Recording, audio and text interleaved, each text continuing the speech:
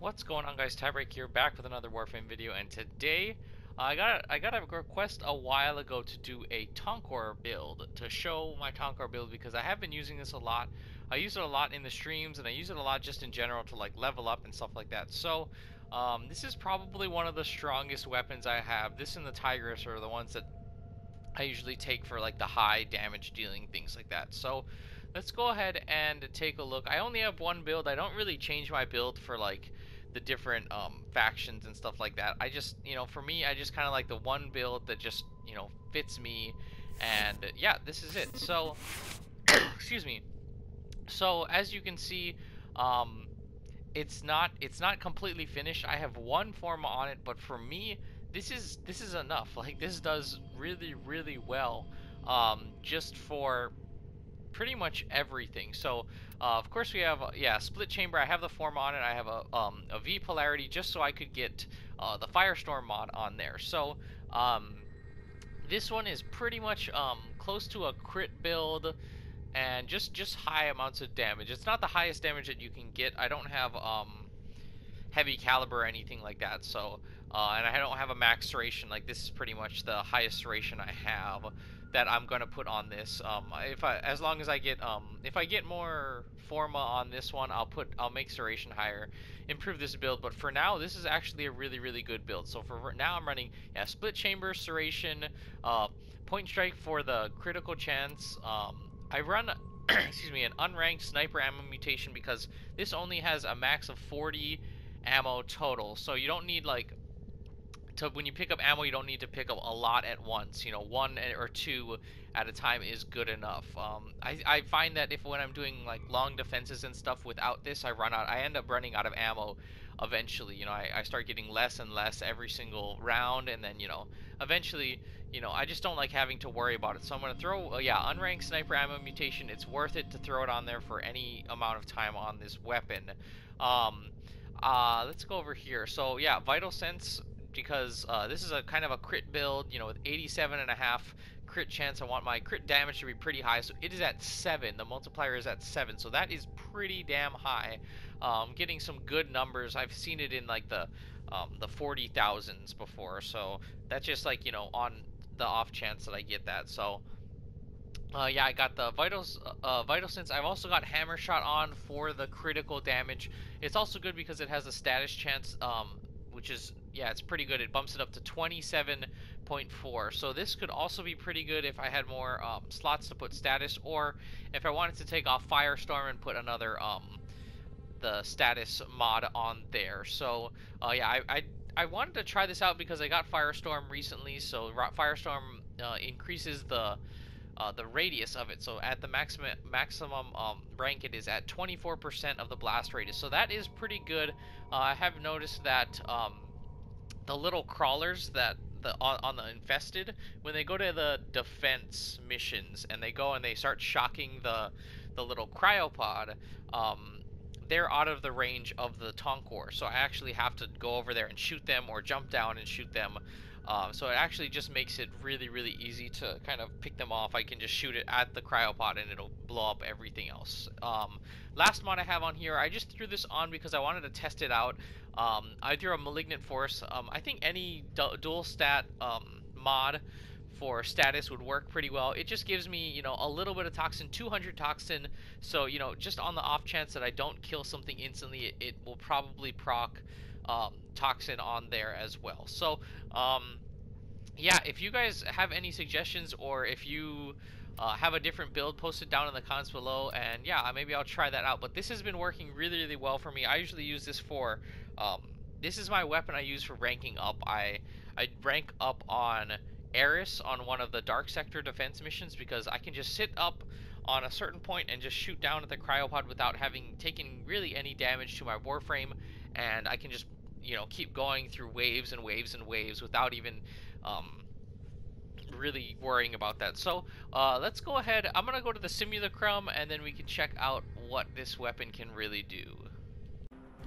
Alright, so here we are in the simulacrum. I have these enemies set to level 30, so these would all be found in the void. And yeah, let's see how we do against them. So This isn't like the best and the highest damage you can pretty much get out of these, but it is pretty good. If you can land shots on, like as you saw right there, you can pretty much take out big groups of enemies, especially with the Firestorm mod on. Got some pushers. As you can see, it's taking care of these level 31s pretty easily. Ancients, yeah, no problem at all. Heavy gunners, sometimes, you know, the Exodus ones or higher, just a little higher level, are a little bit harder to kill, but as you can see, it is pretty good.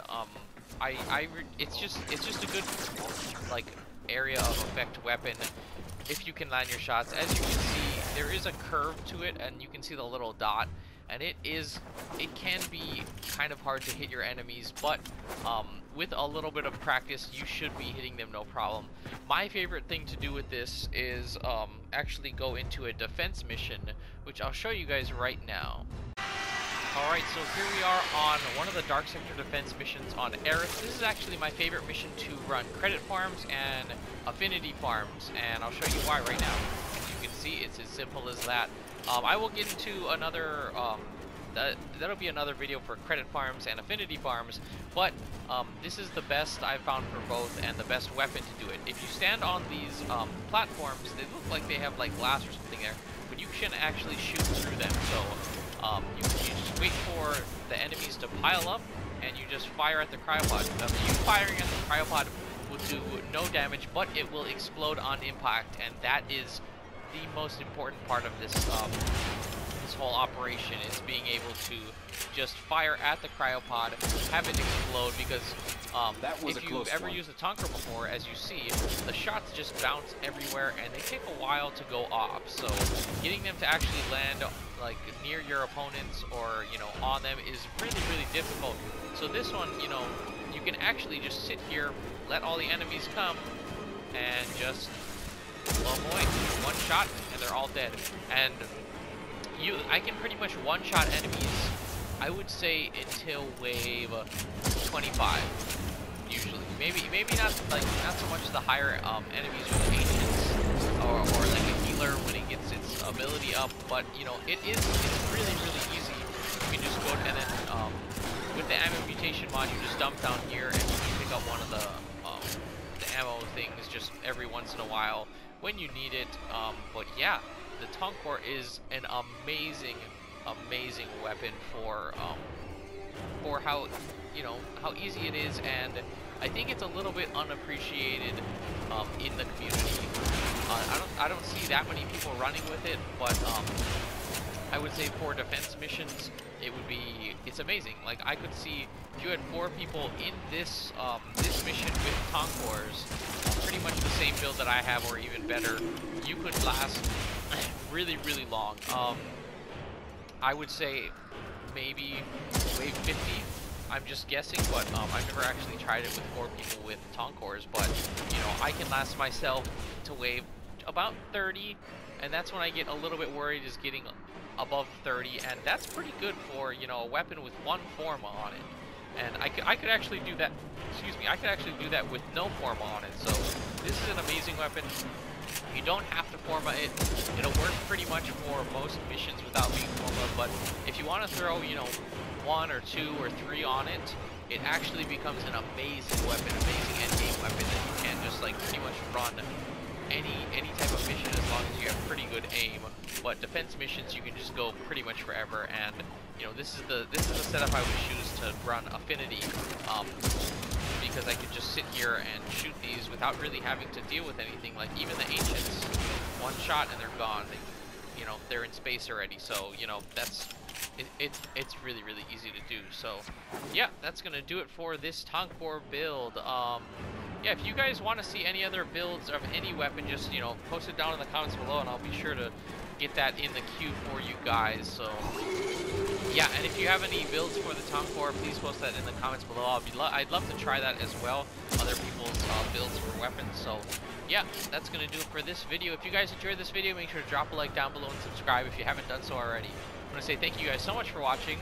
See you guys in the next one.